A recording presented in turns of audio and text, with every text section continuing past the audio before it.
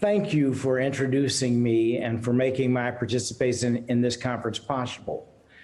I thank the organizers of the 2021 convention for a free Iran and Mrs. Maryam Rajav, President-elect of the National Council of Resistance of Iran, for your ongoing commitment and your visionary leadership in support of human rights, social justice, and democracy.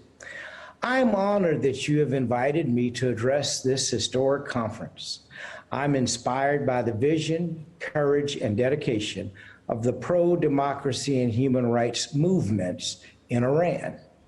Your Freedom Coalition, which includes more than 500 organizations and leaders, has persisted with extraordinary dedication against overwhelming oppression, brutality, and injustice in Iran.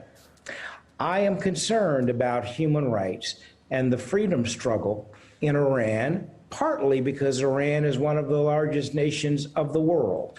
Only 17 nations have more people, and Iran has more people than any European country. But the main reason I'm concerned about what is happening in Iran is because, as my father, Martin Luther King Jr., once said, injustice anywhere is a threat to justice everywhere. And that remains one of the compelling truths of our times.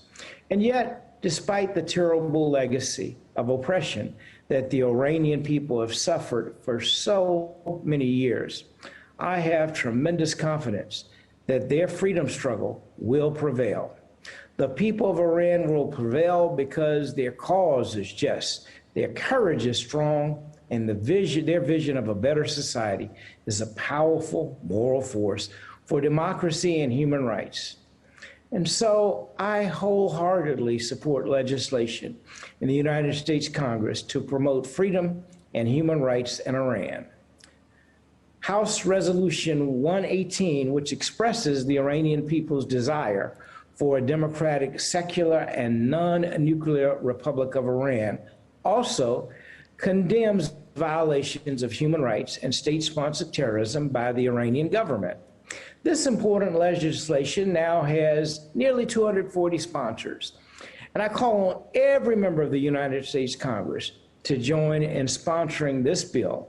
In addition, I strongly support the 10-point plan for Iran's future developed by Maryam Rajav and other leaders who are resisting the dictatorship in Iran.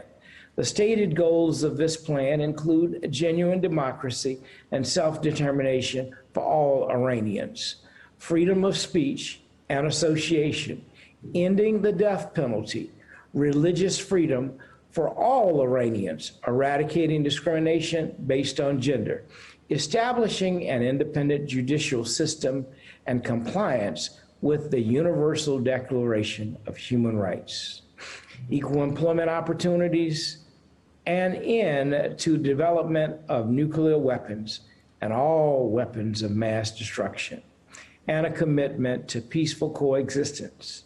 These reforms can help chart Iran's course toward a new era of hope and progress for all of the people of Iran, and they merit the support of people of goodwill everywhere. People in Iran and in every nation want freedom, human rights, and democracy.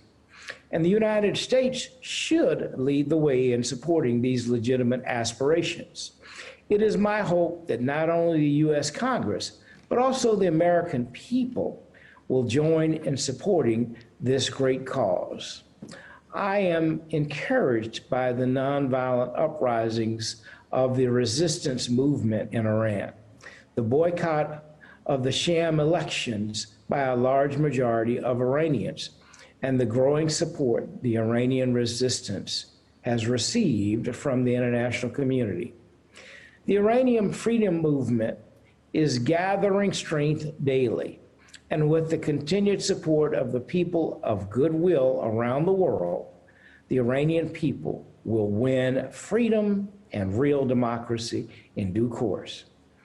And as we build the great global coalition in support of freedom, dignity, and human rights in Iran, let us embrace the awareness that we are all sisters and brothers in the human family. We are called by our many faiths and philosophies to look out for one another. We are challenged to support our mutual struggles for freedom, justice, and equality. And our grand strategy must be to create the worldwide beloved community in which all people can live together in peace and prosperity. In closing, I was gratified by Miriam Rajav's "I Have a Dream" speech, which affirmed solidarity with my father, Martin Luther King Jr.'s vision of a world where all people can live together in justice, equality, and peace. And today, I want you to know that my father's dream of hope and brotherhood and sisterhood very much includes the people of Iran. And so let us dare to dream of a world where no Iranian child goes to bed hungry at night, a world where every Iranian family has decent shelter, employment for their breadwinners, and educational opportunities for its young people.